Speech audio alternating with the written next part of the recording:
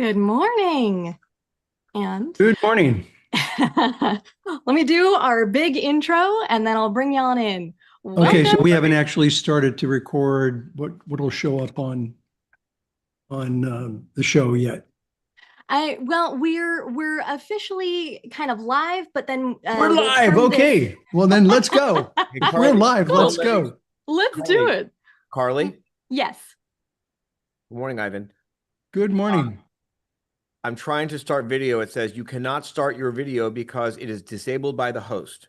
Oh, hang on one second, RJon. Oh, Carly. I can't believe you did that to him. There I am. Hey. All right. Hey, Ivan. Hey, how you doing, my friend? Good. Good morning. Long time no see. Where are you? Oh, I know where you are. Yeah, this is my house Yeah. this is my home office in Austin, Texas. Heidi and Graham, who are working on a book with me, have been here. You've been here. Yeah, the code breaking machine is Yeah, like to I your have an right. Enigma machine. The You can't Enigma. see it. I know where I am. I Yeah. got my bearings. You do. You do. It's one of the few Enigma machines in private hands. It's pretty spectacular, I have to say. It's Yeah, no, thanks. seriously, it's a profound experience to touch it. You feel like you're connecting with history. It's got some Yeah, I love connecting with energy to it. history with something like that, but also with art. You saw all my art. So I'm not going to name the artist, but remember some of the etchings, the amazing etchings that I have at my house. Yes. I came across, I was just in France, and I came across an artist who is old school, and he does etchings. And with an etching, you etch on a copper plate with wax, then you put an acid on, and then you ink it, and you're able to make prints. And some extremely well-known artists hundreds of years ago did that. And I was able to talk him into buying a copper plate.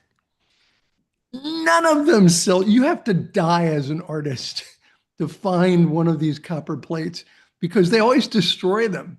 They put a big X through them. Oh, And he was a great guy. We had a great relationship. I made a really good offer and I was able to get a copper plate. So I'm going to put the copper plate and a print next to the big artists that I have that have done etchings. So yeah, life is good.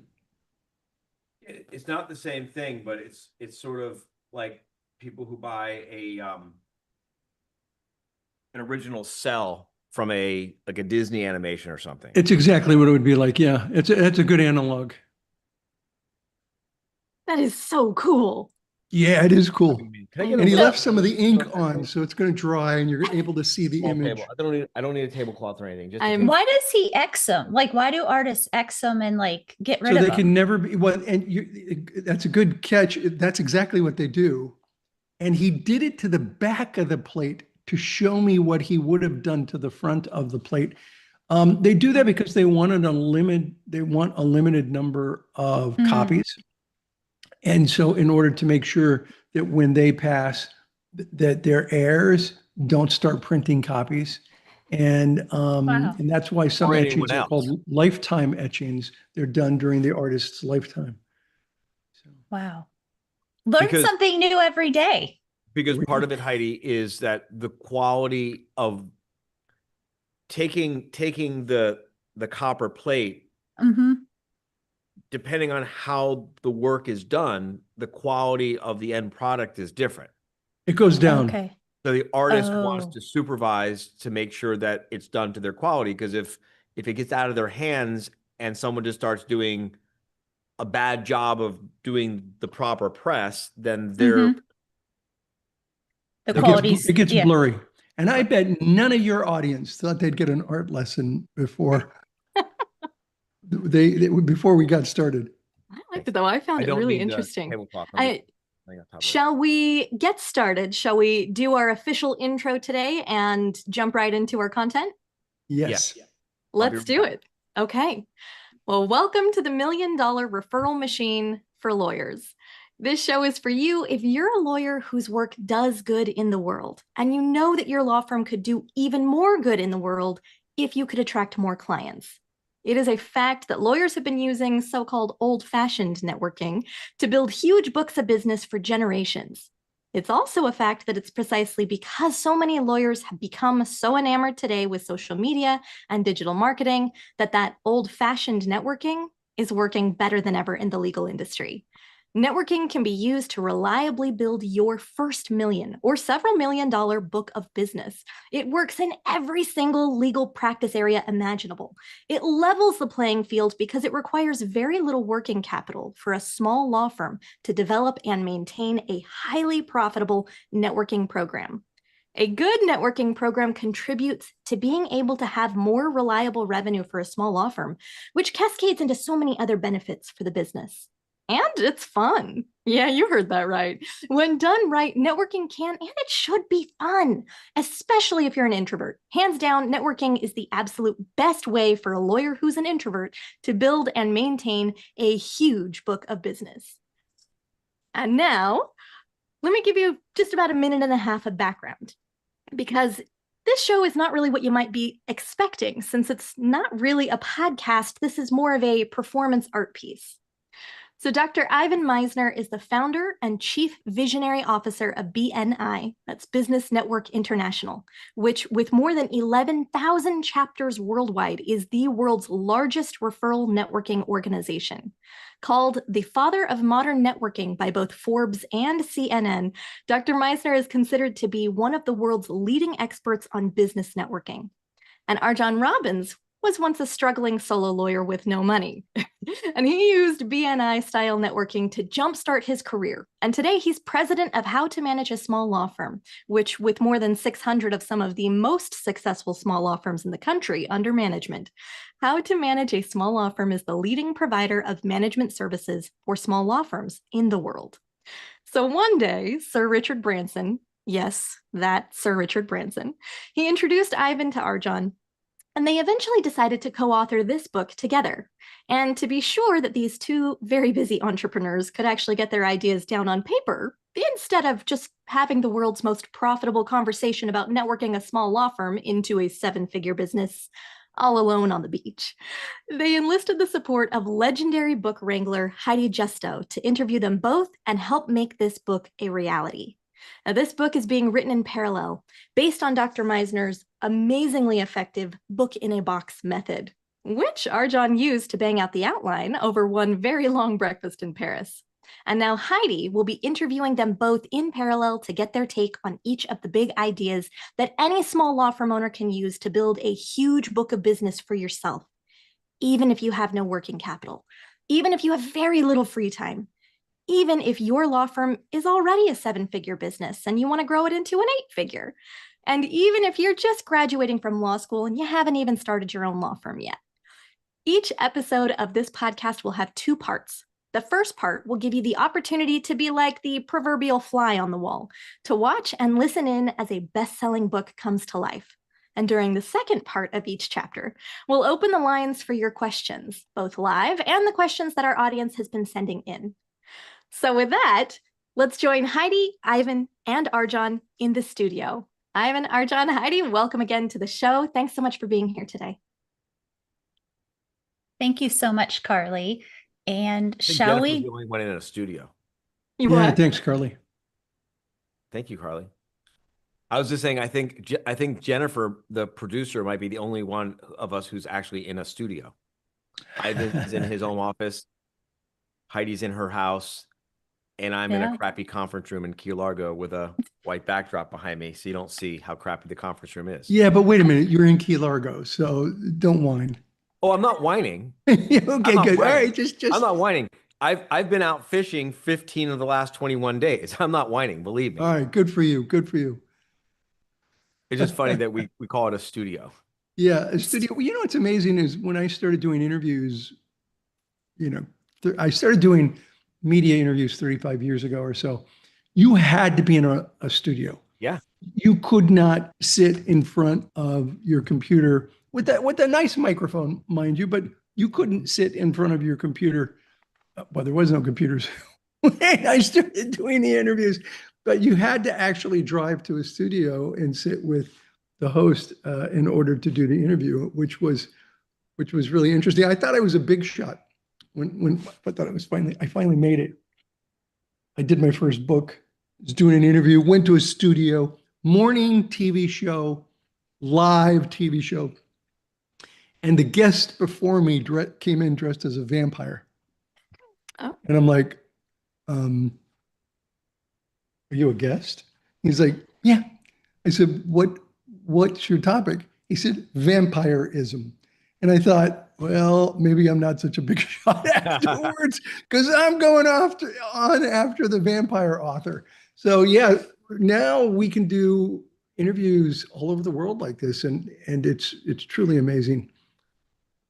And I think it's also, it's in large part, this is a theme we've been talking about all week, last week. And that is, I think, a central premise of the book is that it's precisely because of this, right? It's precisely because the world has now become so disconnected that old-fashioned traditional networking, it's working better than ever before. And I believe that the more AI and technology starts to dominate and enter the world of business, the more live human interaction is going to become relevant and even necessary. And I just came back from Vancouver. I was there for the week of TED Talks. I was not on stage, but I was like, I could have hurled a dead cat onto the stage. I was really close. And one of the things that I think that everyone there came away with very clearly was an understanding that live human interaction is going to become more and more important. It's actually kind of funny. You were talking before the show started about the copper plate that the artist uses and then destroys so it can't be replicated. It can't be faked, right? Increasingly, live human interaction is going to be necessary to conduct real estate transactions, to conduct all kinds of negotiations, to conduct bank business, because the AI is becoming so sophisticated that and RJon, do you know where that started? I wrote about this many years ago. It's not my phrase, but I'm sure we've all heard the phrase high tech, high touch. That the more technologically advanced you become, the more important it is to have connections, actual real connections with human beings. And that was first written about by John Nesbitt in a book called Megatrends in 1982. 82. Man, he had a crystal ball out and was looking in that crystal ball because he said in Megatrends that the future of business was going to be networking, business networking, connecting with people, and that the more technologically advanced, now this is before PCs, okay? And he said the more technologically advanced we become, the more important it is to connect with people. And I remember reaching out to John because I was doing a book called Masters of Networking, and I reached out to him and I asked if could I take that chapter, a piece of that chapter, and put it in the book. And his staff said no. No, he doesn't allow that with anybody. And I was persistent, as lawyers, your lawyers know professional persistence, especially if you want something from someone, being nice. I was persistent. I kept being persistent, and she kept saying no. He doesn't do this. And so finally, I wrote one last letter. I said, I'll never reach out again after this. I promise. But would you just put this in front of his face, just in front of his nose, and let him read it? And it was like 2 sentences. It would be a travesty if the man who predicted that networking was going to be incredibly important in the future was not in a book called Masters of Networking. That's it. That's all I did. She put it in front of his face. She called me back. She said, I can't believe it. He said yes.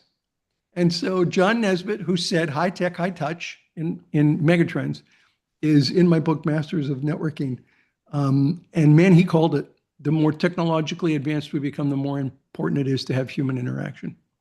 I haven't read Megatrends in the interest of full disclosure, I'm curious about some of the reasoning behind that. I'll tell you from my perspective, it's not just the emotional connection that we crave, right? I mean, we saw this after the pandemic where everyone was isolated and everyone was predicting this is the end of live events, no more live events.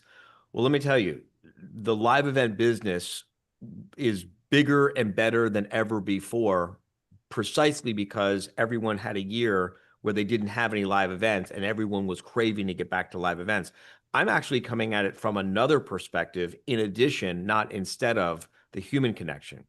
And I'm coming at it straight up from the perspective of security.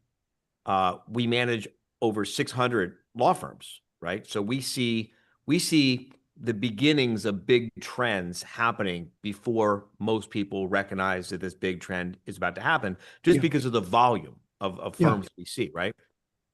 And we are seeing a tidal wave of fraud.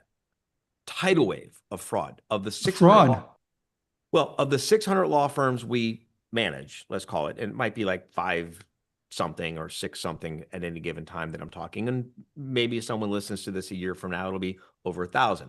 But the point I'm making is, won't that be quaint when someone listens to this like 3 years from now and it's 3,000 and I'm still talking 600? Anyway, the point I'm making is, just out of a sample size of 600 firms, right? And they're not all real estate M&A transaction firms. So the sample size of real estate M&A transaction firms is probably, let's call it, less than 100. In the last 6 months, we've seen 4 cases of cybercrime, where cyber criminals are really deep faking, and they're using very unsophisticated technology, by the way, relative to where AI will be a year from now or 2 years from now. And they're somehow getting into the email stream between the 2 lawyers and monitoring the conversation, and then at the right time inserting an email with wiring instructions to a different account. And we're talking, we've seen cases where millions of dollars have gone missing.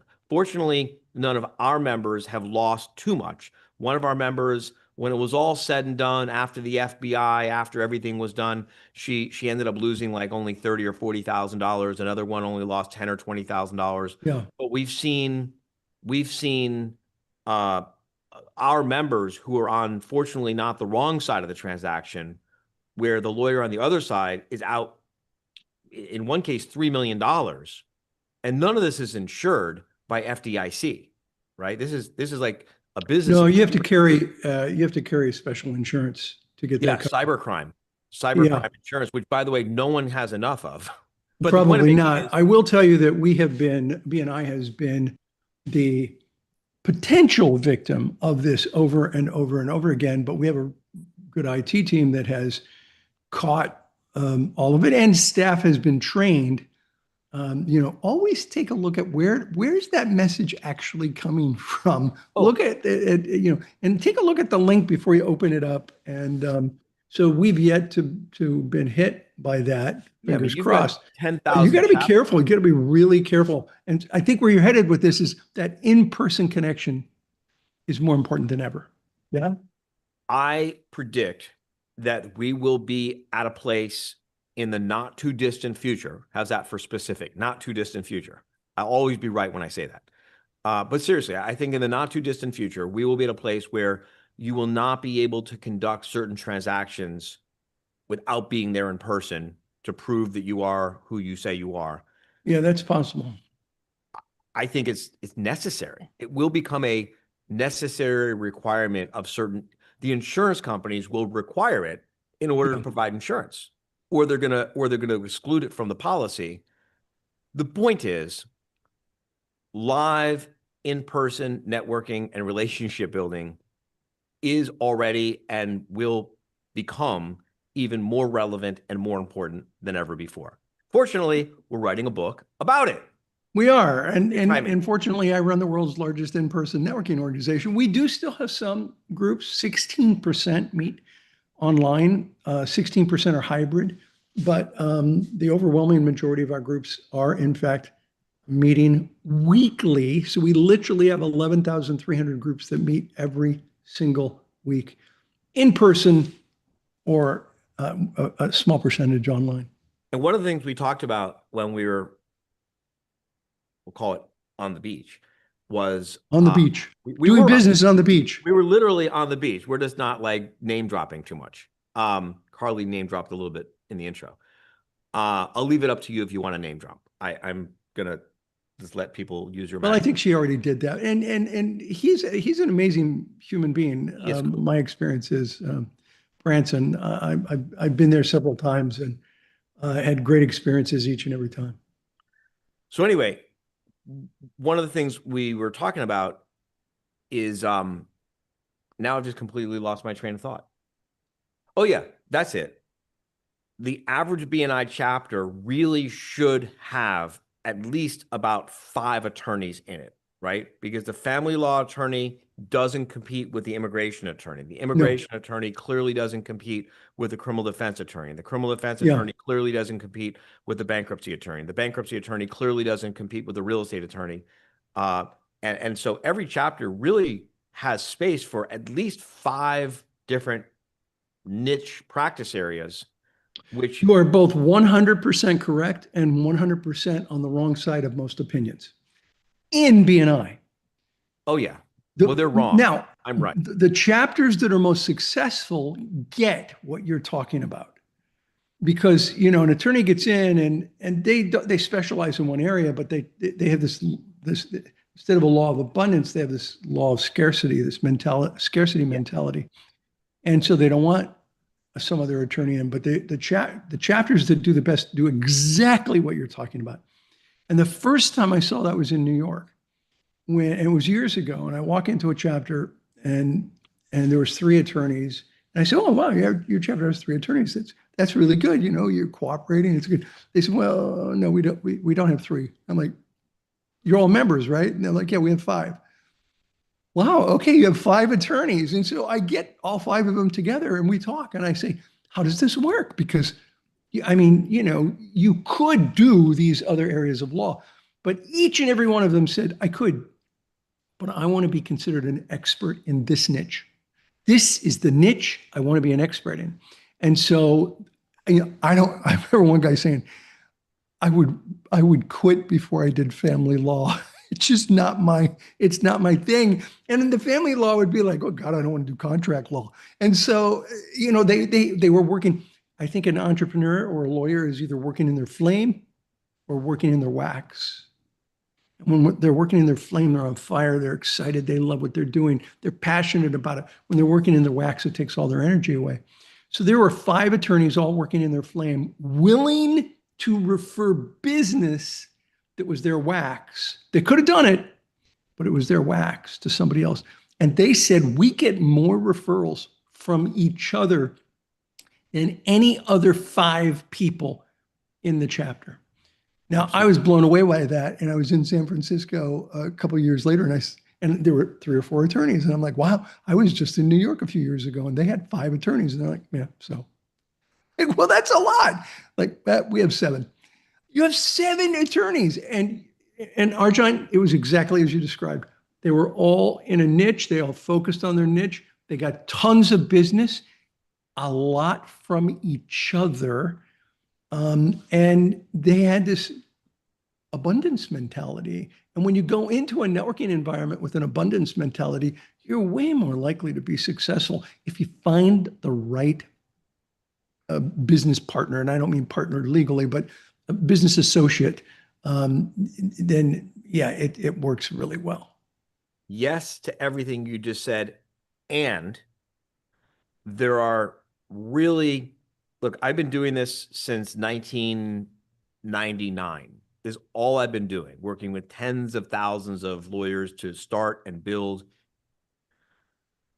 I mean, I don't think anyone's built more 7 and 8 and multi-8-figure business law firms than me.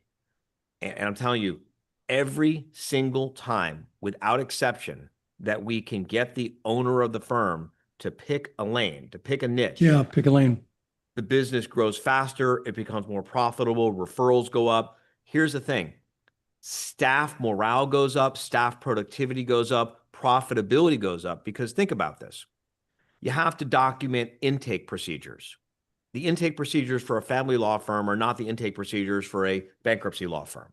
You have to document case opening procedures. The case opening procedures for a bankruptcy law firm are not the case opening procedures for a real estate law firm. You have to document case checklists and templates so you don't make mistakes and so that people can work efficiently with systems, right? The systems for a immigration law, for an immigration case, are not the systems for a litigation case. Completely different. And on and on and on and on. By the way, I'd never thought of that. That's useful information for me. And also, now you talk about recruiting, right?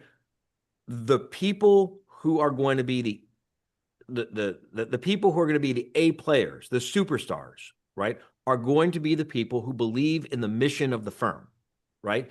And the person who maybe they went through a very challenging immigration experience themselves, they're going to be excited about helping people avoid that problem. They're not going to care about someone who went through a personal injury case as much. But the person who maybe themselves or a close friend or family member had a bad experience with a personal injury case is going to care very deeply about that.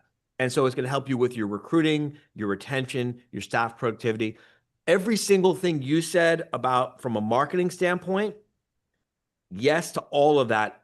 And from a business management standpoint, it's 10 times more efficient to manage a law firm that has one niche than trying to do two. It's like pushing. RJon, you have no idea how many people I'm going to refer to your presentation right there from my BNI podcast.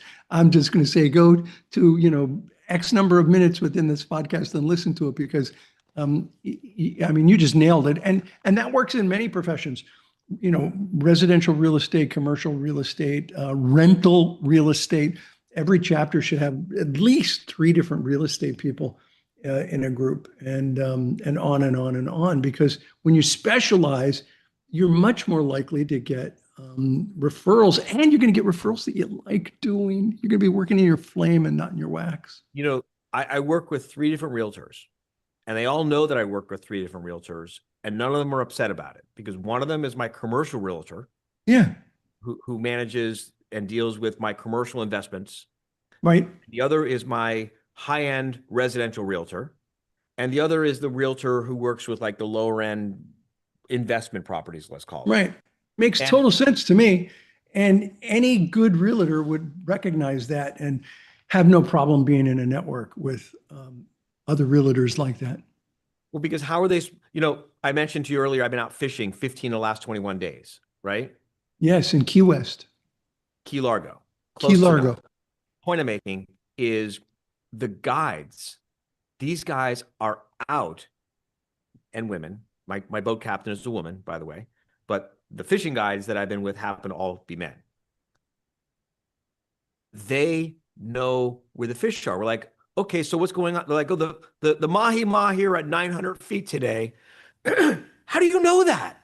How do you know that the mahi-mahi are at 900 feet today? They're like, well, because yesterday they were at 1,100 feet, and so today they'll be at 900 feet. Like, because this is all they do. So they're on the water like 6 days a week. They know everything because that's all they do. And when you pick a niche, there's like all these little nuances that you pick up on that just makes things more efficient for you operationally and make you more relevant and more valuable to your clients, and therefore much more relevant and more valuable to your referral sources. And it's counterintuitive to entrepreneurs, particularly new entrepreneurs.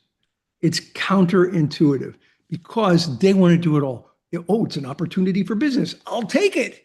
And oh, here's another opportunity, completely different than my expertise, but I'll take it because it's an opportunity for business. It's counterintuitive to the long-term success of a business. I would say that it's a sign of entrepreneurial immaturity to not get this. As you develop more entrepreneurial maturity, this starts to become self-evident. And there's a term for it in the legal industry. Do you know that term? I don't. Inform me. It's called well, some people call it practicing door law. Practicing what? Practicing door law. Door law. Okay. Those of us who have been around for a while, we call it committing door law. Yeah. Door law means whatever comes through the door. Yeah. Okay. Got it. Whatever comes through the door, you take comes it. through the door. I'll practice whatever comes through the door. See, that's what when I you've been deal with a around lot. for 20 something years, businesses. you call it committing door law because it's more akin to committing malpractice because you're more likely to commit malpractice. You're more likely to get bar grievances. You're more likely to have frustrated, unhappy clients who go out and say negative things about your brand rather than super happy clients. You're more likely to have staff turnover, which makes it more, anyway. Well, this is the second concept that I'm going to point people to when I have an opportunity to do a podcast. You said a maturity issue. I agree. I think you might agree it's an experience issue. They may be mature as a professional, but they maybe don't have a lot of experience in trying out these ideas. And those new experiences will change their life. The term I used was entrepreneurial immaturity. Yeah, okay, fine. Brilliant lawyer, best lawyer in the world, best mother, best father, best parent, best spouse, knowledgeable about all kinds of wonderful things about the world, but not experienced and therefore not mature as an entrepreneur. Yeah. Entrepreneurial maturity. We got a show we're supposed to start. And oh yeah, okay. I'm ready. Whenever you're ready. And well, I think we covered a couple of points. Good points. Yeah. You're starting to get a sense of what it was like on the beach. And then you're starting to get a sense of what it was like when Ivan and I hung out in Miami. And then when I went to his house and when he came to our event, when we get together, we just get rolling. Heidi, this is why we need a wrangler. Wrangle us. Wrangle us. Okay. It's funny. Heidi and I were chatting in chat, and I was like, "Okay, are you? I think they're answering some of your questions." And she said, "They are. I'm letting them roll with it because this is good information."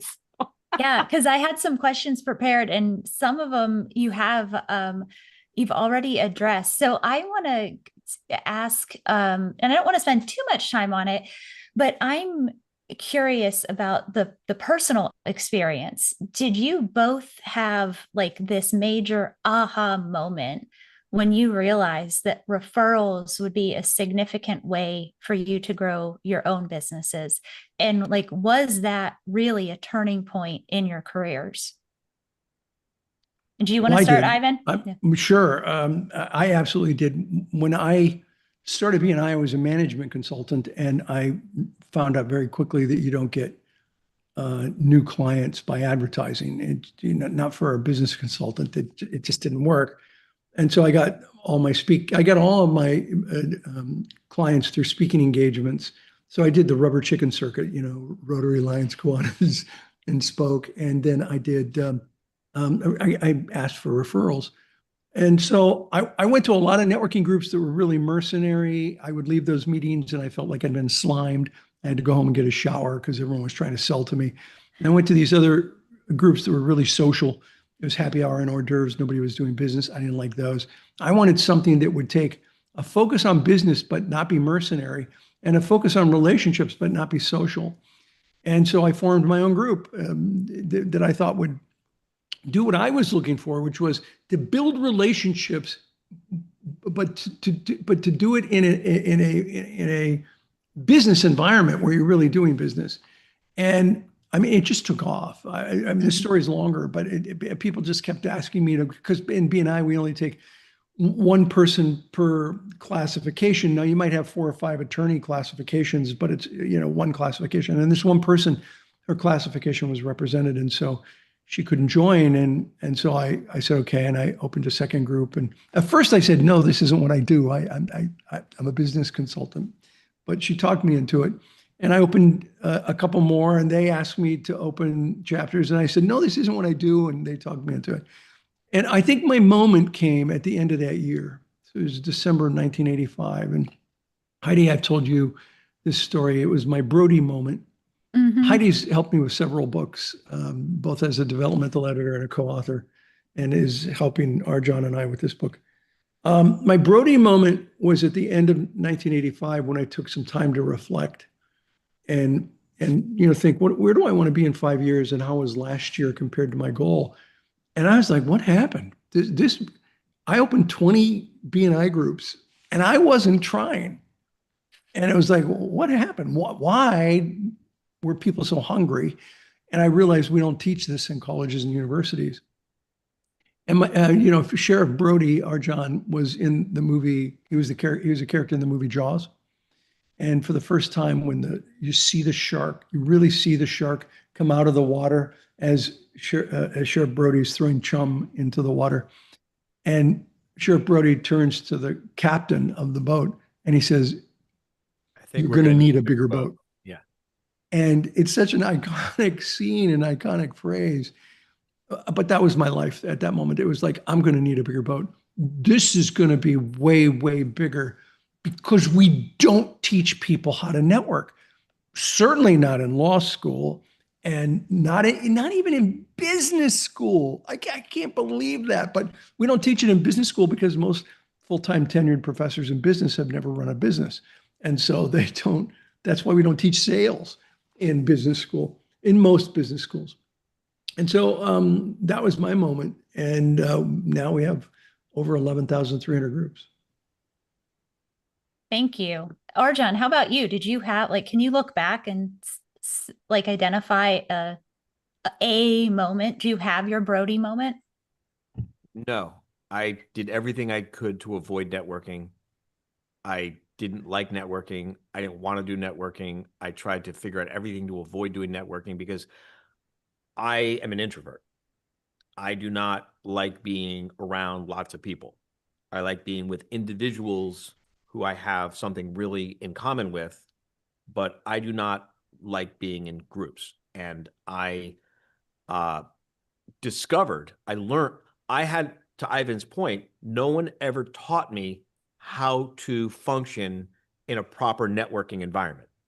And because no one ever taught me how to function in a proper networking environment, I wasted years of my life avoiding networking, thinking, I don't like networking. Networking's not for me. I'm an introvert. Networking's not for me. And then I had to learn how to do networking through our mutual friend, Bob Berg. And then I discovered BNI. Bob's actually the one who introduced me to BNI. Bob is a great guy, amazing person. He's one of only two people I'd recommend as a speaker on the topic of network, other than me. I can always bring me in, but other than me, or if you want an attorney, yeah, it was RJon for sure. But Bob and Susan Rowan, they're the real deal. And RJon and I think we're pretty good too. So to answer your question, Heidi, no, I avoided it for years. I wasted years of my life. I mean, it's a little bit, I don't want to think too much about where I'd be today if I had learned how to network comfortably and effectively, but mostly comfortably earlier. If they had taught this in law school, man, I would be so far ahead of where I am right now in my life. And this is part of the reason why I was excited about doing this book, is the idea of being able to give someone a book that they can read and say, wow, networking can be for me, not just even if, but specifically, especially if you're an introvert, because in my opinion, introverts are much more effective at networking than extroverts. Yeah. But to answer your question, no, I did not have a Brody moment. I did not have a big aha moment. It was more of like a slow fog rolling over me until one day I realized, okay, I'm networking and I'm enjoying it and I'm making a lot of money at it and it's working really well, but it's not something that I just one day had a big revelation. So, can we talk about the introvert extrovert thing? Because I think, yes, go ahead. Yeah, I want to hear what you have to say, Ivan, but I want to rattle off some names and I'm just going to see if you recognize any of them. Okay. Are you listening? Listening. Okay. Mark Zuckerberg, Warren Buffett, Steve Wozniak. Do you recognize those names? I mean, I know Yeah, they're obviously, yeah. and I think all three of them are Bill, probably introverts, or at yeah, least, yes, Bill Gates, and both of definitely. you of Ivan, I know you've told me, I think you've written about it too, of like I you have. consider yourself an introvert.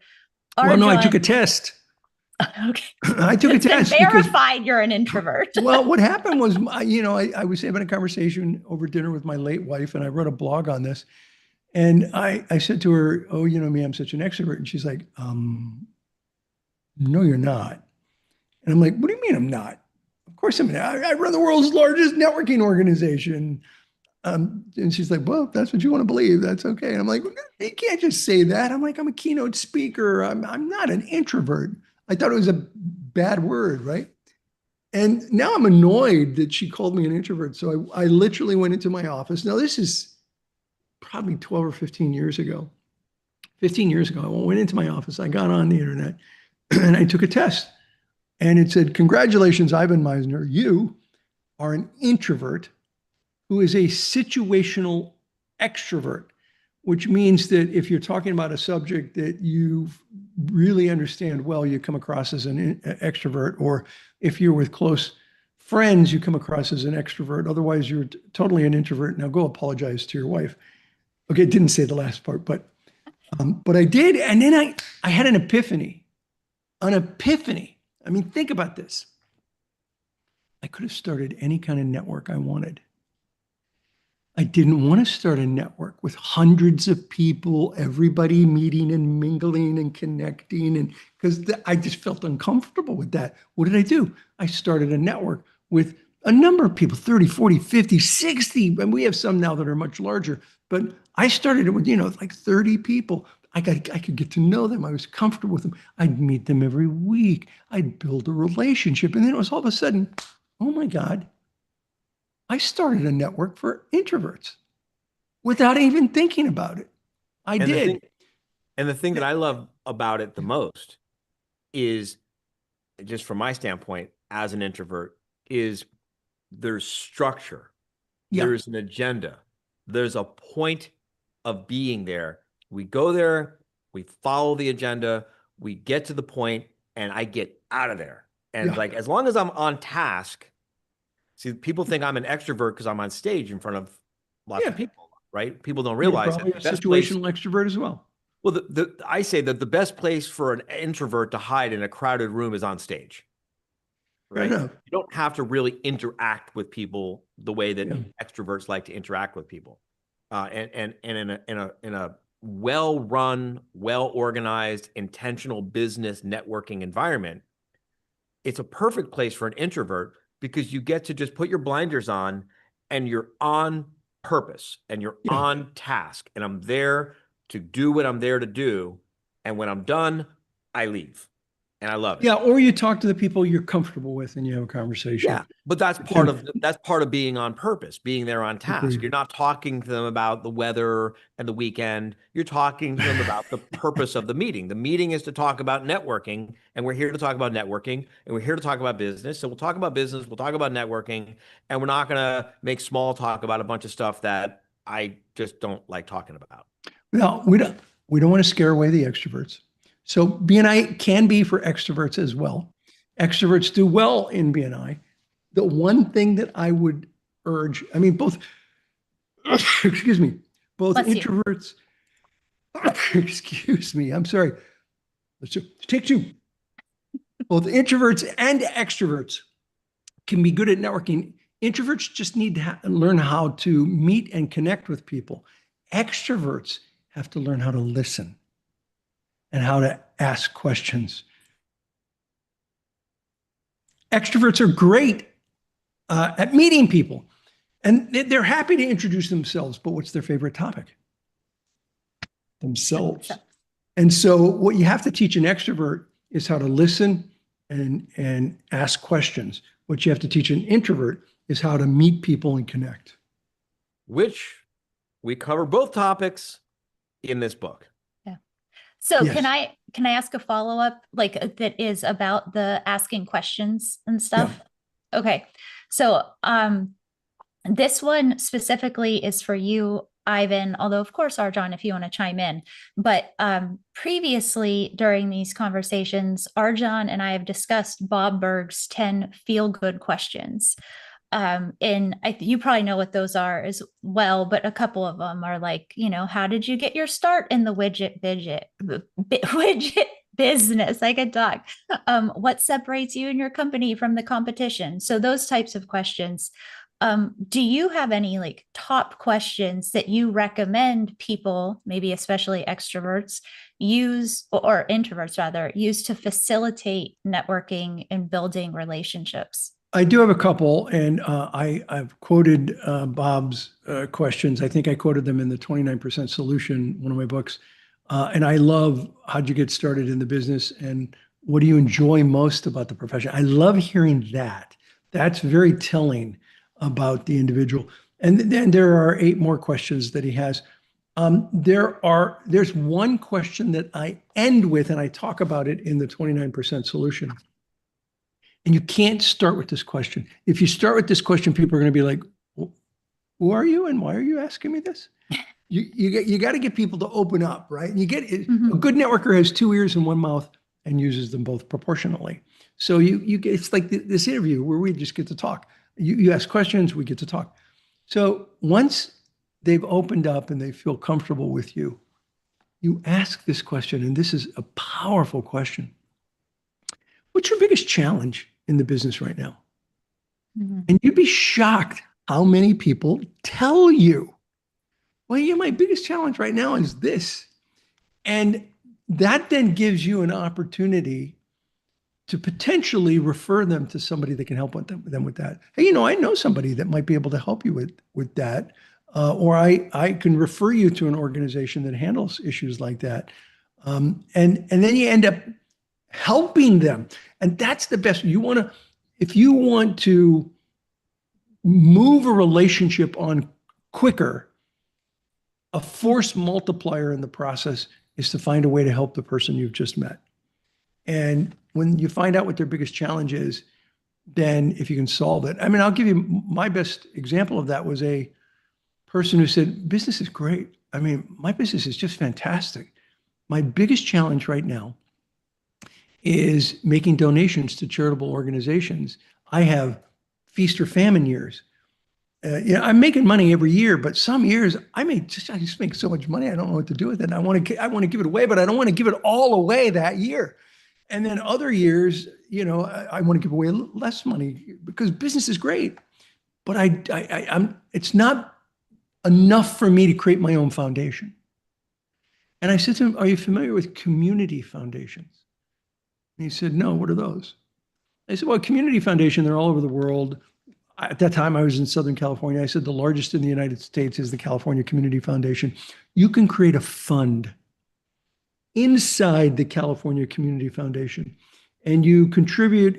At that time, it was like only $10,000, and you have your own foundation fund. So you can call it the Misner Foundation or the BNI Foundation, whatever. And I did. And I said, you create your own little foundation, and then you just add to it. When you have a great year, you add to it. You give it away as you want to give it away. There are restrictions, but it's really easy to deal with. And he said, oh my goodness. Now, this is a guy I wanted to get to know, but I didn't want to sell to him, right? He said, oh my goodness, I've never heard of anything like this. Can I get your card? Could you refer me to someone over there? And I'm like, yes, I can. I give him my card, I get his card. And I referred him to my contact at the Community Foundation. Now, I called him the next week. Do you think he took my call? Heck yeah. Yeah. Of course he did, because I helped him out. And he was I called him on the basis of, hey, how did it work out? And then we built a relationship after that. And so what's your biggest challenge oftentimes leads into a question of how can I help you without asking that specific question. Thank you so much. That is great. Do you have any any great stories like along those lines to share to RJon? Because I know you feel so strongly about helping others, right? Helping be a problem solver. Do you have any you want to share? I don't think I can add to that. I mean, that was perfect. Well, and I have plenty of questions to ask, so we can keep moving right along. Well, we can keep moving right along, but let me give you a variation of how can I help you? Because that's also another way. I mean, if you really like this person, you connect with them and you ask, how can I help them? How can I help you? I was on a live radio show once, and the person said, what do you say? You know, if you meet somebody, you really have a good connection. How do you end the conversation? I say, you know, what's your biggest challenge? And or how can I help you? And he said, live radio. Oh, that old saying, that never works. That's just not effective. And I didn't want to get in an argument with the guy on the live radio. So I'm like, well, okay, we'll agree to disagree. And we continue with the interview. The interview went great. He was not confrontational. He just didn't like that one phrase. At the end of the interview, we were all done. And I said, hey, great interview. Thank you so much. Are there any particular people that you're looking for? Because you did a great interview. Are there any particular people that you're looking for then possibly bring in to do an interview with? And he named a couple of people who I knew. And I said, oh, I know them. Would you like an introduction? And he's like, oh my goodness, yes. You know them? Yes, please. Could you give me an introduction? I said, I'd be happy to. And so I made the introduction by email. We got a response. And then I reached out to him and I said, and that's how you can ask, how can I help you, without using those words. And he said, touche, you're absolutely right. You don't have to use those words, but if you can find a way to help somebody, you've made a great connection. So something, and this is not I don't have a question prepared around this, but what is striking to me about both of you is how good looking we are. She's talking about the younger one, not the one with the gray hair. I'm ignoring this comment. Is the very, very, very intense desire to help others. And of course, it's like, yeah, you help others, it comes back to you. And I mean, I know giver's gain is just foundational to BNI, but that has been so evident to me with, I mean, Ivan, I've worked with you now for, I think it's close to a decade. RJon, that was so... You started at 16 working with me. It's maybe 18. Jeez, thanks. You just made my day. Okay. And you, like RJon, you get so like passionate about the things you're talking about. And I've seen you on stage at the live quarterly meeting. And like, I'm trying to think through, like, so people, like, is this something like, if you're really not out to wanting to help others, do you even bother with this? Like with building a referral machine, right? Because it seems like this has to come from a place of sincerity, not Can I being... jump in here? Can I jump in here first?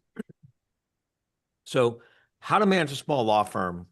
From the outside looking in, it looks like the world's largest timeshare fractional C-suite management service for small law firms. Great. But once you get into it, we are very clear that we are a personal development business for entrepreneurs who happen to own law firms.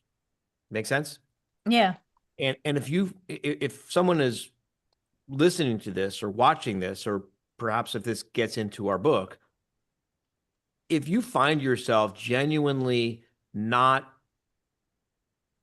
interested, not excited, not inspired, not motivated to help other people, I would encourage you to take seriously the subject of personal development.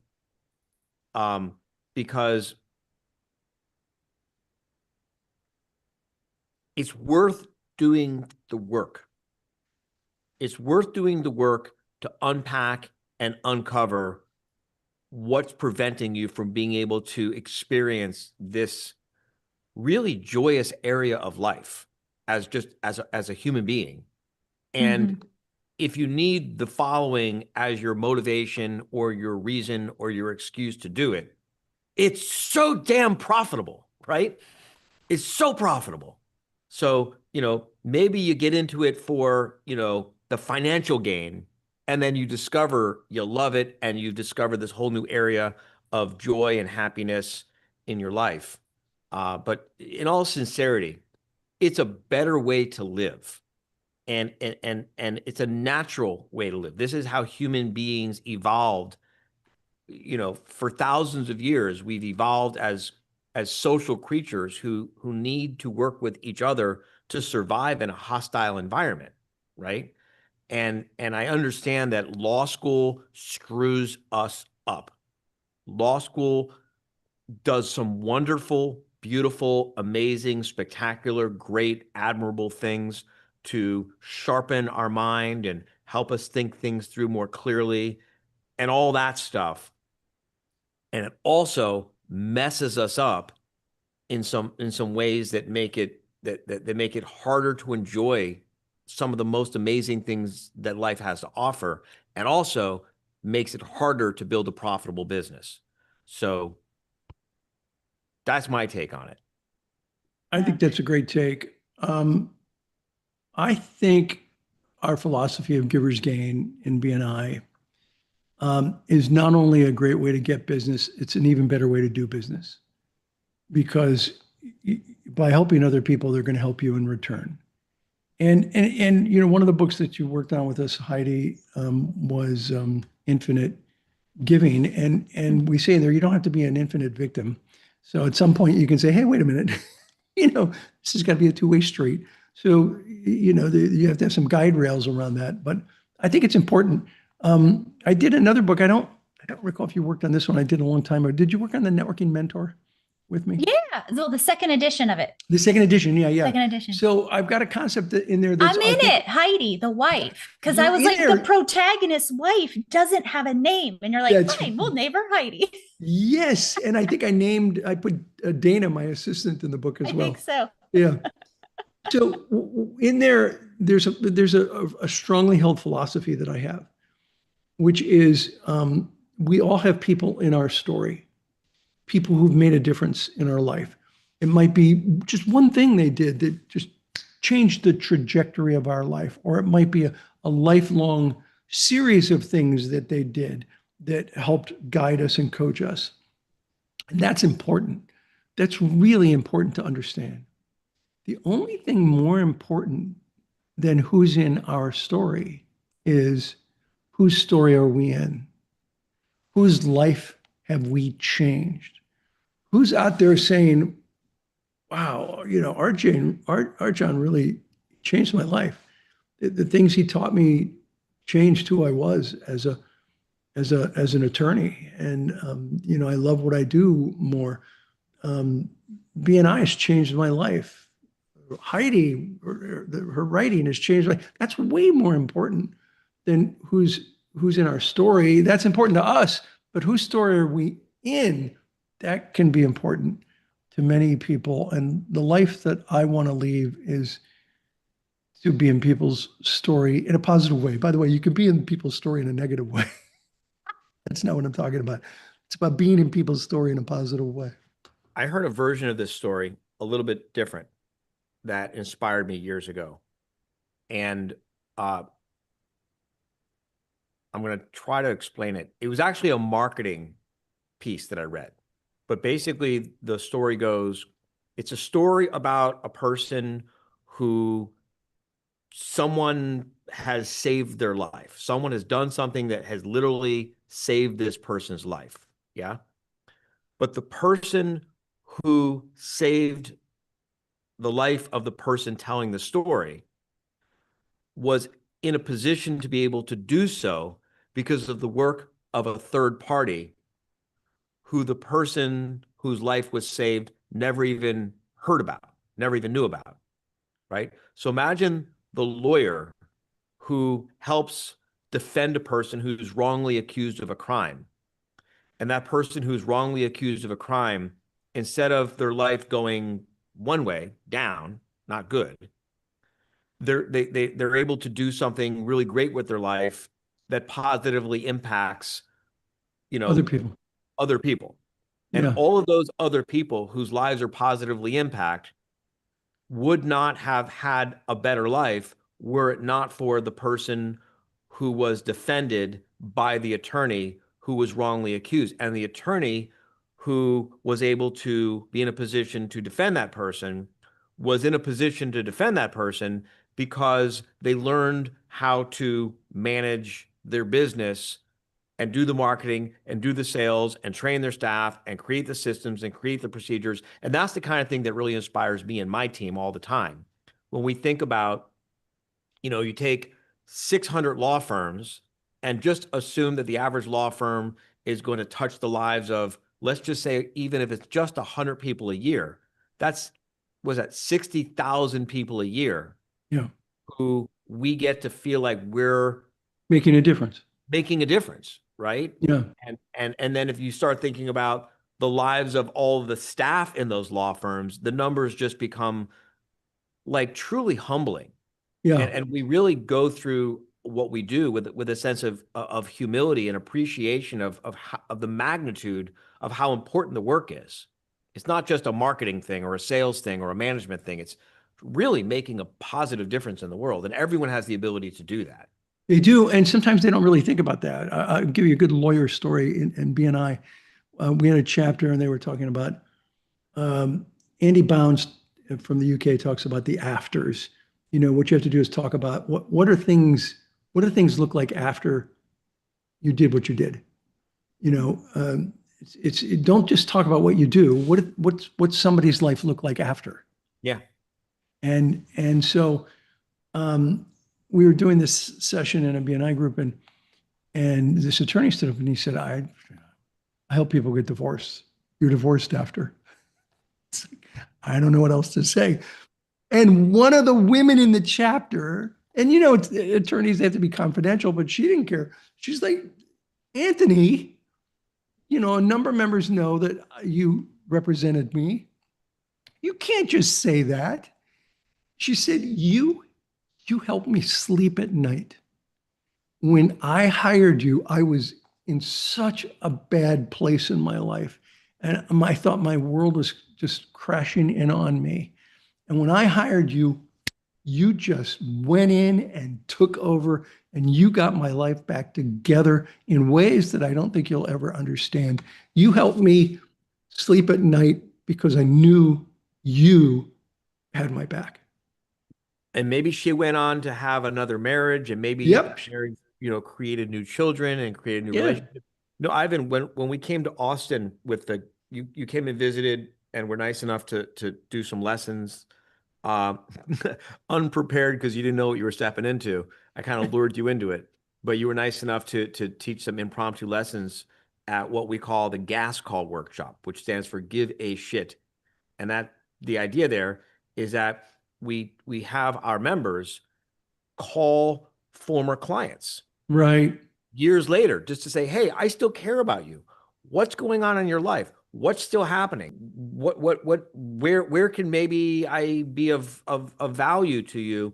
Hopefully you don't need another divorce. Hopefully you don't need another criminal defense mounted. Hopefully you don't need another personal injury case raised on your behalf. Hopefully you don't need to file bankruptcy again, right? But I have this network of people who I can refer you to.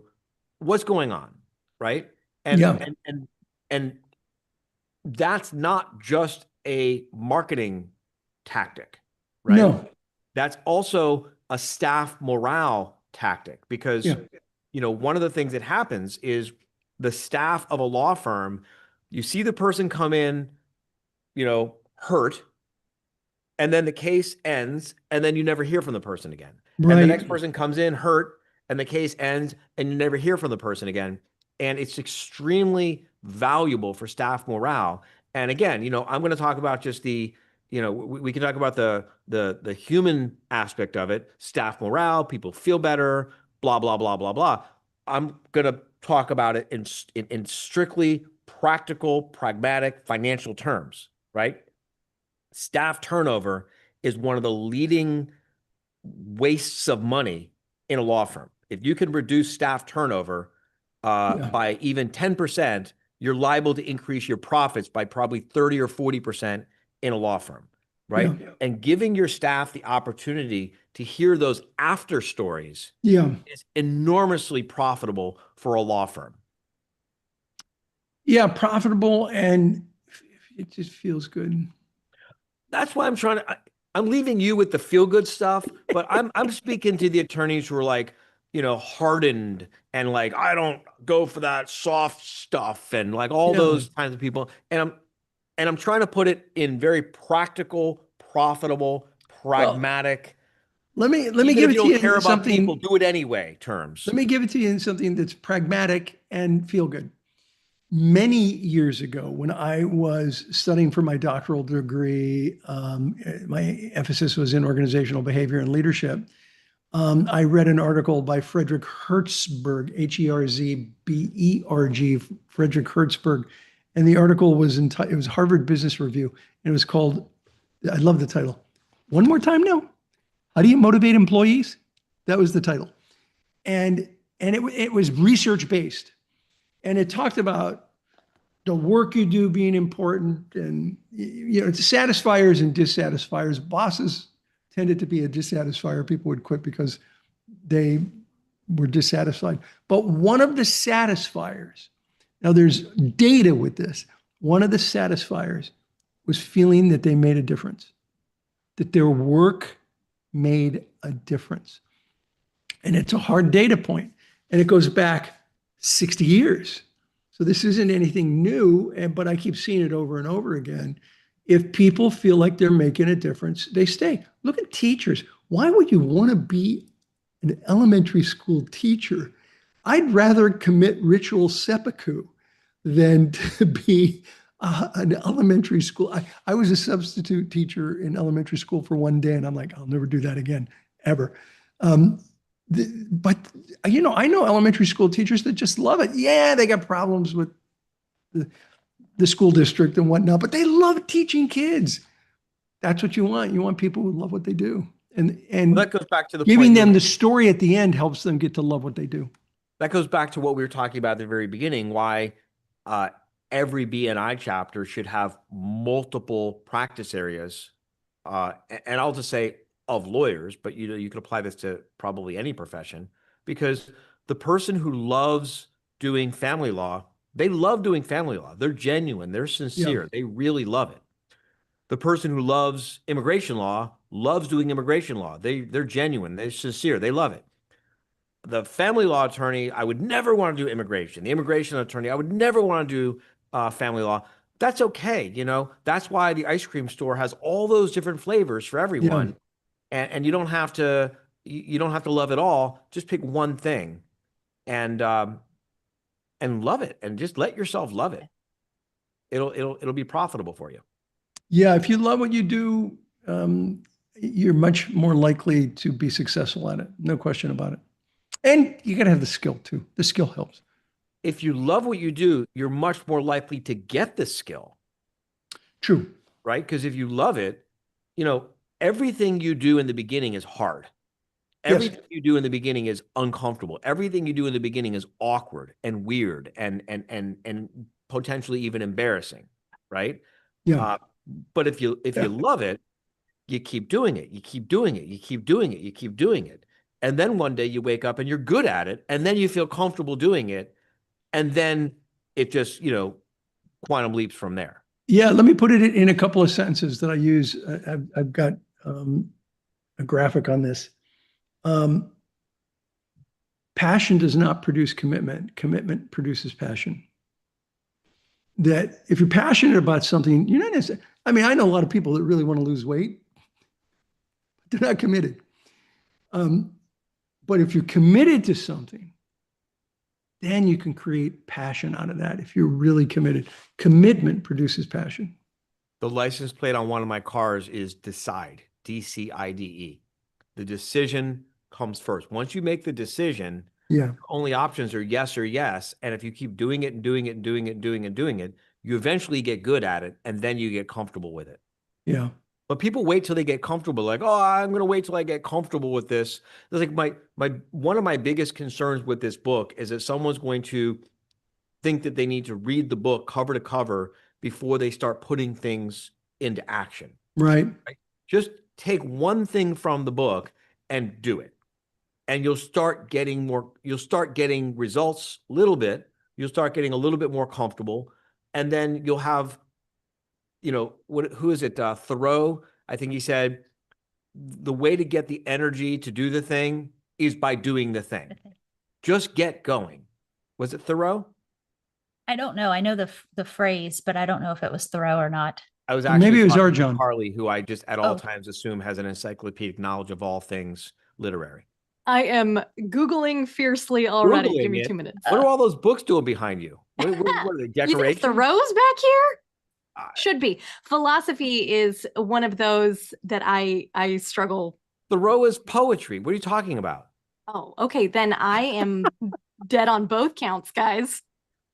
Can I ask a different question? Please. Yes. Please steer this back on track, Book Wrangler.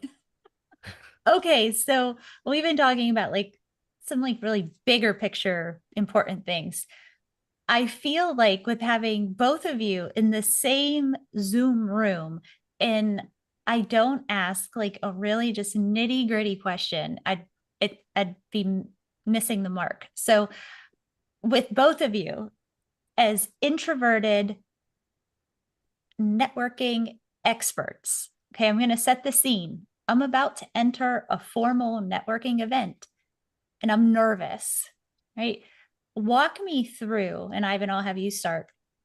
How should I spend these next 2 hours or however long the event is, step by step? And I'm talking the practical things of if there's food, do I eat? How do I handle? I have a little plate of food and I'm shaking hands. Who do I approach for? Walk us through for the people who, like RJon, for years maybe tried to network and it wasn't effective. So go. Well, sometimes I would walk into a room and I'd grab a bite to eat first, just so I got that out of the way if I was hungry, so I wasn't trying to juggle. Whenever possible, my first bit of advice is go with somebody who knows people there and who will introduce you around, and you make it clear that that's what you're looking for. So you say to them, I've not been to this chamber function. I've not been to this BNI group. I've not been to this Rotary or Kiwanis.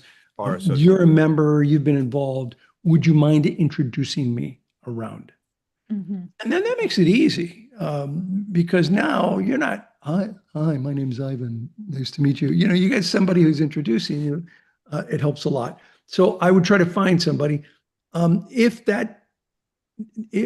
they abandon you, or which hopefully you're clear that you need the help, or if you don't have that, what you want to do, and Heidi, you're familiar with this concept, you want to look for open twos and open threes. Now, let's say you have the God view, you're looking down at the room.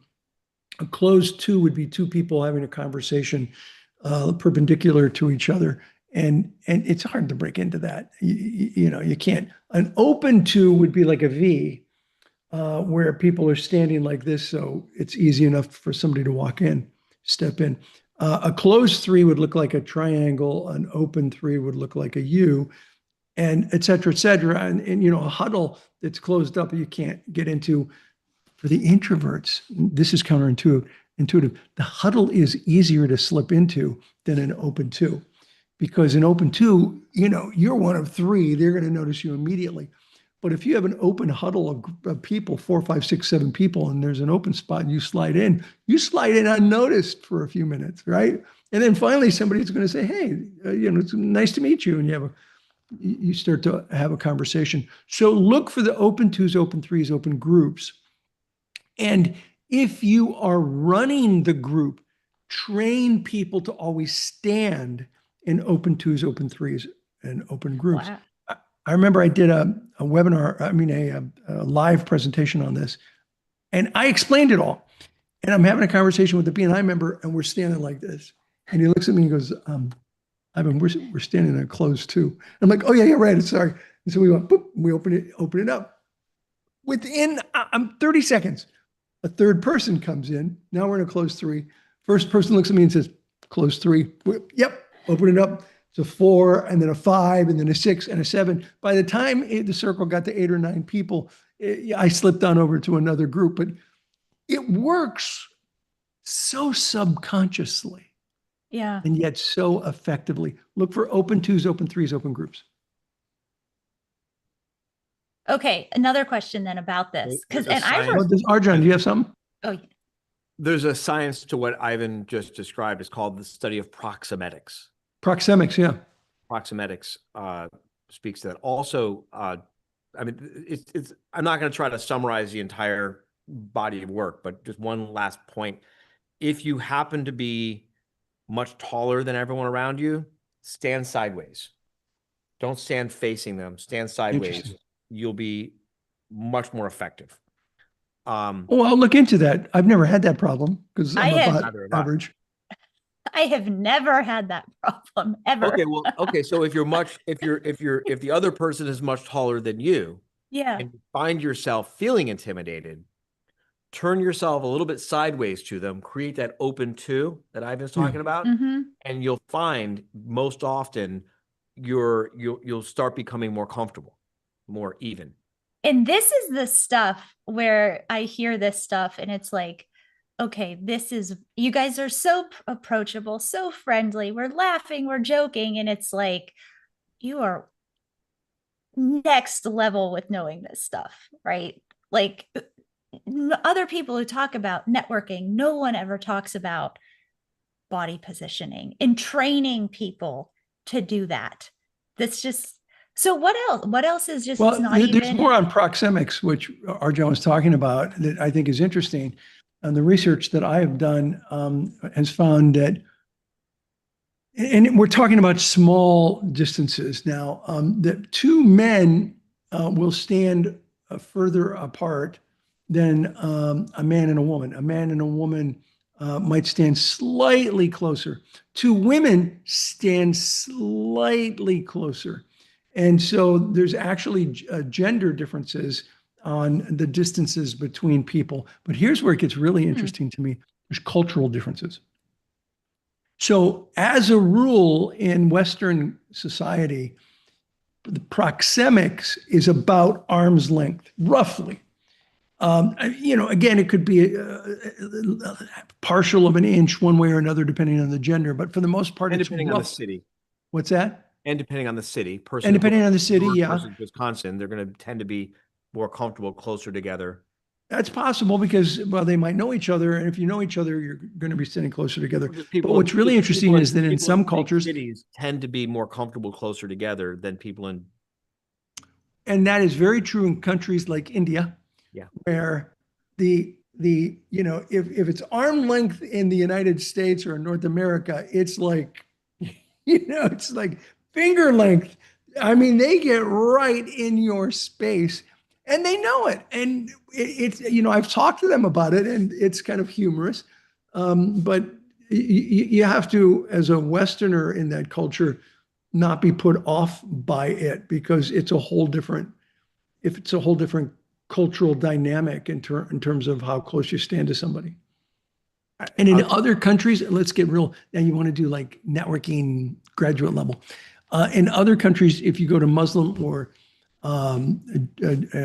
Israel, you have to really take a look at if you're about to network with a woman as to what they're wearing. Because if they're wearing certain clothing, don't put out your hand to shake their hand. Because they're very strong in that faith, and so you can't shake their hand. Sometimes they'll wear clothing over their hands so that the hands don't touch. So watch what people wear to determine the proximity and as to whether you hold your hand out or not to shake hands. Okay, we went down a rabbit hole. Well, I mean, I could go on and on about this. It's so fascinating. Excuse me. It works both ways. When you're more comfortable with someone, you tend to stand closer to them. Yeah. Right. But here's the other thing.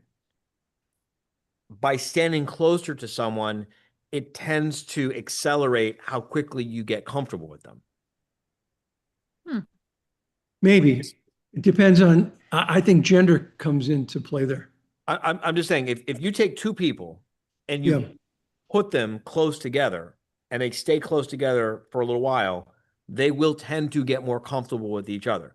Am I suggesting that you should try to engineer this in a networking environment to stand close to someone in an attempt to get them to feel more comfortable with you? No, I am not saying that. Yeah. I'm just saying proxemetics is a really interesting topic, and we could talk about it all day long. We Yeah. could. What Would else? need to rein that in, because I'm like, if some person just comes up to me at a networking event and is very close, and perhaps that person's a man, and they're like, I'm thinking like, I'm gonna accelerate the professional relationship by getting don't do all that. close to you. Don't do that. Close It's talker. not gonna work. Didn't they have that in Seinfeld, the close Yeah, the talker? close talk. Yes. Hi, it's really good talking to you. I'm very happy to meet you. Yeah. Well, it's something that you can use this as a tool if you're in a networking event and you're with someone who, for whatever reason, culturally, or maybe they grew up in a city where people were just generally more densely packed. Yeah. And you find yourself uncomfortable because they're close talking you. Yeah. If you can turn a little bit sideways and open it up from a closed to an open to, Yeah. you give yourself some space to feel more comfortable in the interaction. And that doesn't mean you have to like run away from it or excuse yourself. You could just make yourself more comfortable. Okay. Agreed. So I know we're running out of time, and I know, Carly, you're going to want to open it up for questions soon. Let me ask like another follow-up though. Like, do you recommend when you go into the networking event, you have someone introducing you, do you set a goal of, I am going to talk with at least X number of people, so you're staying mission focused, or do you kind of see like, let's see how this unfolds and go with the flow type approach? Can I jump in? Absolutely. I go with a mission, Mm-hmm. but I don't make my mission to talk to X number of people, because that is not necessarily productive. Yeah. I go with the mission, and depending on the mood that I'm in, I might go with one mission or another, but you'll see that they're sort of similar, right? Mm-hmm. Sometimes I go with the mission of, I said two, I meant three. Sometimes I go and I say, I have a hole in my network.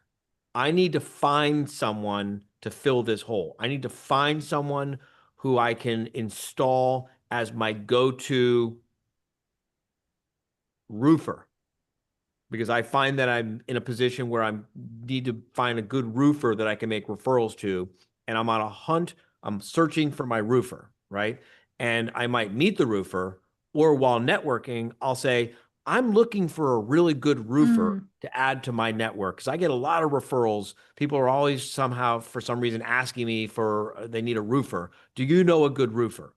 Right? I'm on a mission. And then that's like me, got my blinders on, and I'm not uncomfortable being an introvert because I'm searching for something. The second thing is, sometimes I'll go there with a purpose, and the purpose is to make a referral, right? I'm going to this networking event looking for some opportunity to make a referral to the accountant in my network. I've got this group of people who I regularly exchange referrals with, and I haven't made a referral to my accountant referral partner in a while. I'm looking for an opportunity to make a referral to this accountant, right? Generally speaking, by the way, when I do that, I find that I end up making referrals to lots of people, but just in terms of my comfort level, I sometimes go there with a purpose of making a referral to someone in my network. And then the third is, I forgot what the third was, so we'll stick with two. Listen, I think those are excellent. I do believe that you should go to a networking event with some, as you say, mission in mind. And I like that you can hold it lightly, but you need to have it before you go in. I want to I want to meet at least 10 people and have a meaningful conversation with 10 people that I've never met, or I want to meet an accountant, or I want to give a referral to an accountant. I think you need to have You might want to say, I want to have a really deep connection with 5 people. So the number isn't just the only thing. In one of my books, I call those people the card dealers. They're just passing out cards, and they think that if I give out enough cards, I'm networking, and it's just not true. The gentleman that introduced Heidi and I, Brian Hilliard, Brian do you remember the name of his dog? Heidi, was it Brandy? He'll or talk something? Baxter, I think. And he's No, he's got a new one then because new one. it was a Okay. girl. I think it was Brandy. Anyway, he had this great concept in the book. He said if passing out cards would work, I would just put this little cloth saddle over Brandy. Everybody loves Brandy. They all pet Brandy. She's friendly. She loves everybody. I'd put this little cloth saddle over Brandy, and on one side I'd say take a card here, and I'd put in a bunch of my business cards, and on the other side I'd put your business card here. And I would just let Brandy go in the room. And when Brandy came back an hour later, all of my cards would be gone, and the other side would be full of cards. And that would be amazing networking, right? No. Did you just being a card dealer? You're just passing out cards. There's no connections whatsoever. I love that analogy that he has it's in Networking Like a Pro, second edition. I remember that. I still have a vivid memory of going to an early networking event. And this is probably part of the reason why I was put off of networking in the early days. Because I went to a networking event and I remember this guy, and like I can't even remember what he looks like, right? And I remember what his card said. He was something to do with waters. He was something to do with water systems or whatever, right? And he literally was like barreling his way through the crowd, handing out cards to everyone. Take my card, take my card, take my card, take my card, take my card. And it was so off-putting to me that I think I didn't go to another networking event for months, because I was like, if that's what networking is, I want no part of this. No. That's why, like, that goes back to my point. I had to learn how to be effective at networking. It did not come naturally to me. Thank Me you. too. Me too. Nobody taught me how to do it. I was method acting my way through the first year of BNI. I like that. That's funny. Well, Carly, I could keep asking questions all day, but are there any questions to ask before we wrap up from the audience? Yes, I have a couple that I think are really interesting, especially for Dr. Ivan and RJon, as we've been talking about this. One of the ones we got last night said, I have a difficult time disengaging from conversations when they're really interesting. When I go to networking events and find someone I think would make a great referral source, I don't know how to gracefully end the conversation in a positive way so that I can engage in conversation with someone else. I just don't ever want to make someone feel like a check mark on my to-do list. Yeah, I hear this a lot, and I think it's way easier. I think people overthink it.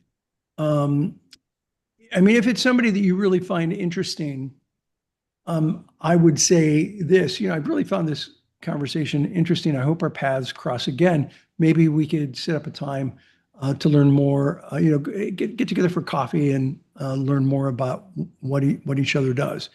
And ask them for their card. I'd love to have a copy of your card, and give them a copy of yours. And don't make excuses. Well, I need to meet some more people. You're not important enough. So, yeah, I mean, there's all these things that go through people's minds. So just ask for a copy of their card, let them know that it was a very interesting conversation, and reach out to them. I have a very definitive follow-up system, which is to follow up with them in 24 hours and just say, hey, it was great meeting you, and I enjoyed this conversation, blah, blah, blah. And so, yeah, don't make apologies, thank them. And if they really are interesting, set up a time eventually in the 24/7/30 process to actually meet with them again and have a conversation. If they weren't interesting, it still works. Just leave out the part that, I'd like to see, I'd like to get together sometime and learn more about what you do. Just leave that part out. Say, hey, it was really nice talking to you. I appreciate your time. Do you happen to have a card? And people are always happy to give your card. It's like, give me a brochure so I can look over what you do. And then, what are you going to do with it? But they'll give you the card. It's a good ending of the conversation. You're not offending anybody. Don't overthink it, and never, ever, ever apologize for having to or wanting to end the conversation. Now, okay, let me just add one thing. Yeah. There have been times where somebody was walking by that I absolutely needed to talk to. And I've said to somebody, I am so sorry. I need to say something to this person. Don't move. I'll be right back, I promise. And then I'll walk away, I'll talk to the person, whatever it is, and then I come back, and half the time they're surprised I actually came back. But I come back and I say, thank you for understanding. I really appreciate it. Where were we in the conversation? So, I mean, sometimes you have to pull away, but if you pull away, tell them you're going to come right back and then come right back. This goes back to a point that we made earlier in the book, Heidi, about being intentional about going to events that are intentionally, deliberately, purposely organized to facilitate business networking, where everyone there knows the rules of the game. Yeah. Right. And it's sort of like, imagine playing, I don't know, some sort of full contact sport, let's say American football, right? And you tackle someone. You don't apologize for tackling someone. It's understood this is the rules of the game. It's full contact tackle football, right? When you go to a well organized, professionally managed business networking environment, you don't have to make apologies. We all know what we're there to do, right? So you get done with the conversation. You say, this has been great. I think that we might have some opportunities to refer some business together. With your permission, I'd like to follow up to schedule an appointment to come by your office to learn more about what you do and see if there's more opportunities for us to refer business to each other, or at the very least, for me to make more referrals to you. Person's going to say, perfect. That's what they're there for also. And then they're not uncomfortable because you just let them out of the conversation. And then your fallback position, if you're in an environment where it maybe hasn't been so well planned or managed and the audience isn't really there on purpose, the old standby, it's been wonderful talking to you. I'm going to have to excuse myself. I need to use the restroom. So don't tackle them and apologize. And off you go. Right. Now you're right. Yeah, I need to go to use the facilities. Or what are they going to say? No. Or I'm going to grab a glass of wine, grab a bite to eat. Yeah, I've done that too. Yeah. Great. I know we are a little over time. Dr. Ivan, are you okay if we ask one more question, or Absolutely. do you got to go? Okay, fantastic. No. We've got a couple of, this one is very technical question that we got in yesterday. I'm curious to know your answers. So here's what it is. How important is it to maintain or document your referral list with your team? We're no longer talking about networking. Now we're talking about having somebody installed in your referral list. Now we're talking about building the referral machine. Yes. Not. Yeah. So this came in during yesterday's role play. So they were asking if Heidi needs to be uninstalled from the referral machine, what does that conversation look like with your team so that they don't keep giving her referrals? Can I just give Ivan a little context for this? Yeah, please. Yeah. So we've been making a distinction. We've been trying to be very clear about making a distinction between networking, which is the engine, and the entire referral machine, which is the brakes, the steering, the transmission, and all of that, right?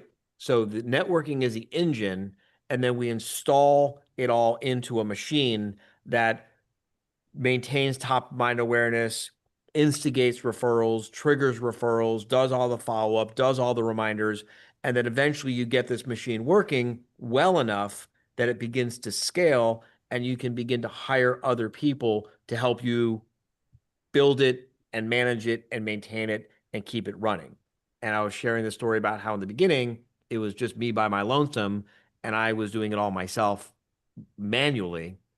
Now my referral machine is run by a couple of people. I won't go so far as to say as a department, but as a couple of people who really keep my referral machine running without me being involved that much. And so we talked about being intentional about installing someone in your referral machine such that when someone needs a referral from me, a lot of people in my network have now been, I would say, you could say they've been trained or they've learned that they can just go directly to Tanya. They don't even need to try to get to me to get my machine to go to work for them, finding solutions for them. But aren't you, Carly, talking about cutting someone loose from that? Oh, right. So then internal we were machine? talking about, right. So then yesterday we were talking, someone asked a question yesterday, and we were talking about when do you cut someone loose? And, you know, we were talking about in the context of if you've gotten some negative feedback that the person is unwilling to resolve in a way that you find to be professional and ethical and appropriate, at some point you just stop referring business to them. And depending on the nature of the relationship, that's the length to which you are willing to go to try to prevent that from having to happen. So for example, if it's a person you have a formal agreement like, look, I'm going to be your go-to for this, you're going to be my go-to for that, and if either of us ever get any negative feedback, here's how we're going to share it with each other and try to resolve it to protect each other's reputation, right? Versus a person who maybe we have a more casual referral relationship with, and you know, you just cross them off the list and stop referring business to them. Well, I think that's, I mean, there's not much I'd add to that. I think that's the way I would do it. I think the pushback that I get from people sometimes is, but I have a relationship with them, and I don't necessarily just want to cut it off. And my answer has always been, I do business. I do my best to do business with people who do business with me. And if they're no longer doing business with me, I look for a referral partner that's reciprocal. And most people, certainly in BNI, go, well, that kind of makes sense. All right.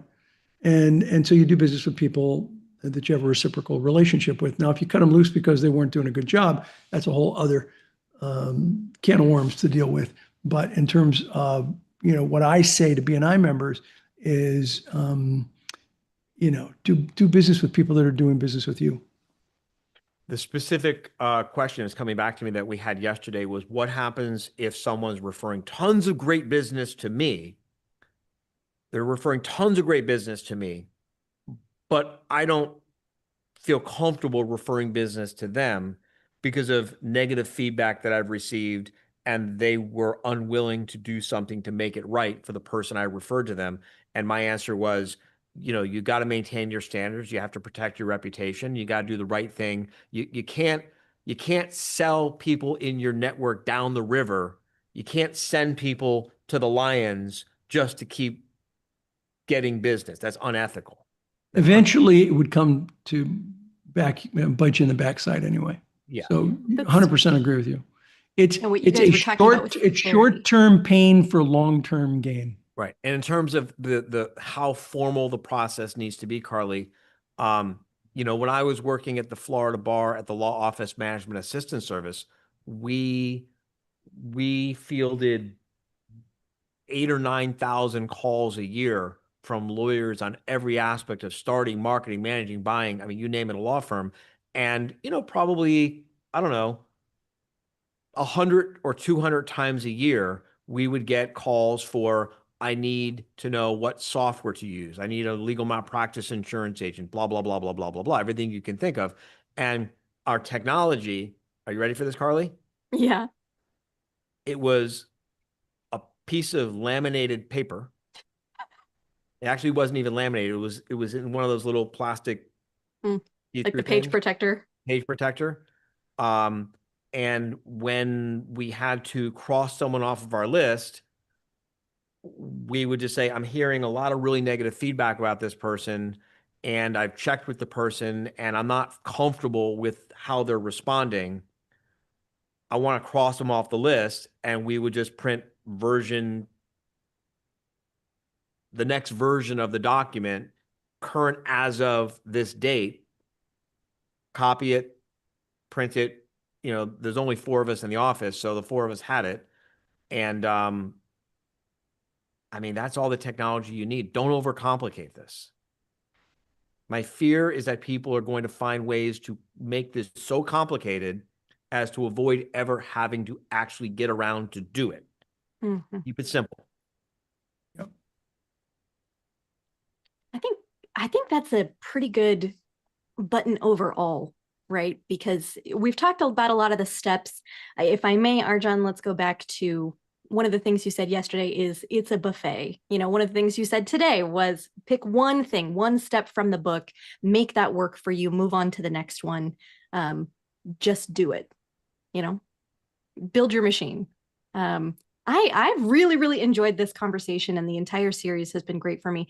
Is there any last thoughts, anything that we want to share before we close this out and thank our audience for their time? Well, I've got 2 things. One is that networking is more about farming than it is about hunting. It's about cultivating relationships with other business professionals. It's not a get-rich-quick scheme. It takes time. And the second, I'll mix my metaphors here, is it's a marathon, not a sprint. I just see people that think, well, I've been doing this for 6 months and I haven't gotten any referrals. Well, it takes time. People have to know, like, and trust you. And if they don't trust you, they're not going to refer you. So it takes time.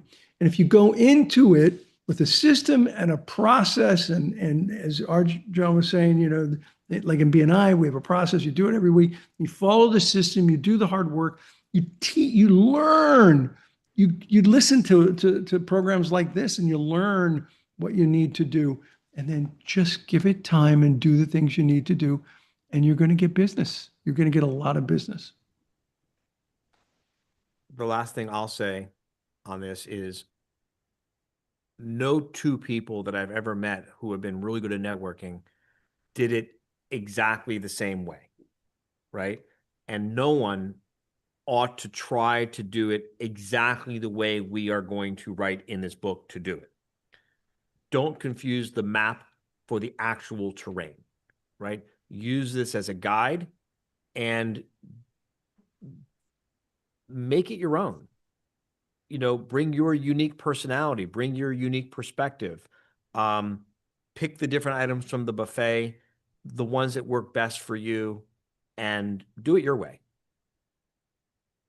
That's perfect. Thank you both. And thank you, Heidi, for being the book wrangler extraordinaire. For those listening, keep an ear out for more information on this book when it gets published. I am in the chat here. I'm going to post the link to those resources. For those who are listening after the fact, those will be in the show notes, but that website is howtomanageasmalllawfirm.com/referral-machine-resources. If you do sign up for a resource and download the Gascall page or the Team 100, any of the resources about the rainmaking Rolodex, we will send you an email at some point when the book is close to coming out so that you'll have that notification. So there's another incentive for you to sign up for a resource there. Again, RJon, Ivan, Heidi, thank you so much for this series. I've gotten value out of it. And to those in the audience, thanks for listening. Thank you, Carly. And for anyone interested, BNI.com, if you'd like to go visit a BNI chapter. Yes. And we should say, you can go visit. You don't have to make a long-term commitment. They will invite you. And if you're, whatever city you're in, there's very likely more than one BNI chapter. True. Go visit a few of them. See which one you click with. Each one's going to have a little bit of a different personality, a little bit of a different flavor. Not better or worse, just different. And one will be right for you. Agreed. Amazing. Thanks. Thank you all so much. All right. This has been great. Thank you, everyone.